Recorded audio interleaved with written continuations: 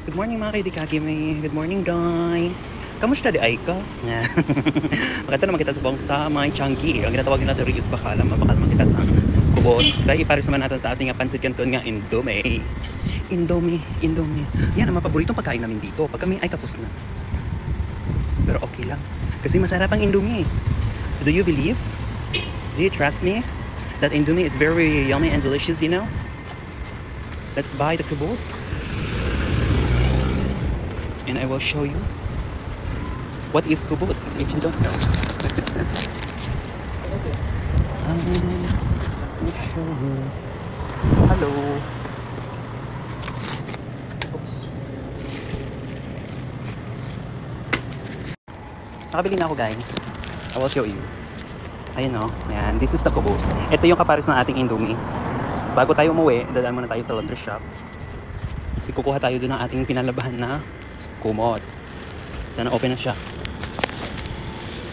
Grabe ang init ngayon. Alas 9 pa lang ng umaga pero parang masusunog ka na.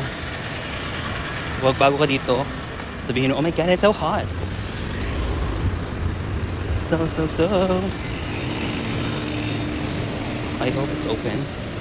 The door is open. Yes, the door is open. Tatawagin na natin sila. Hello. Dito tayo ngayon sa laundry shop. Niladala ko pa yung aking kubos.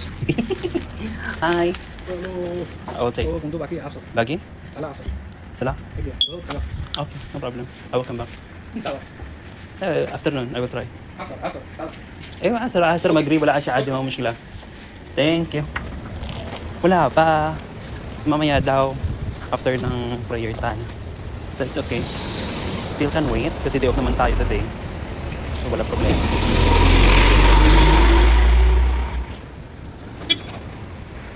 Okay lang. And guys, nandito na tayo sa bahay. Pararating lang natin to. Ito, dalawa na tayo Indomie. Dalawang Indomie. Let's go! Luto na tayo.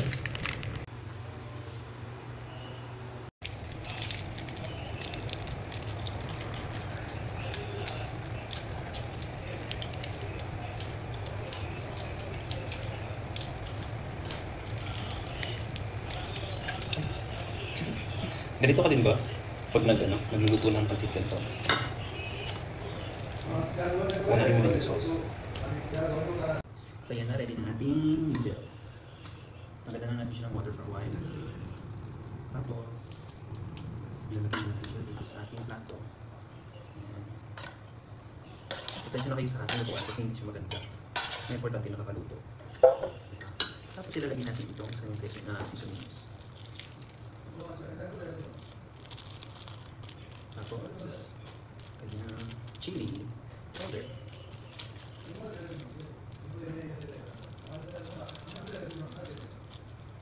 Sarap na ating Indomie.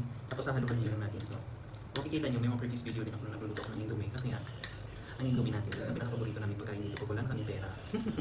Kasi mura lang, tapos bibili ka lang ng kubos. Wala yan. So ano ba natin hinihintay? Tayo na ay kumain ng masarap na noodles na ite ang Indomie. Let's go!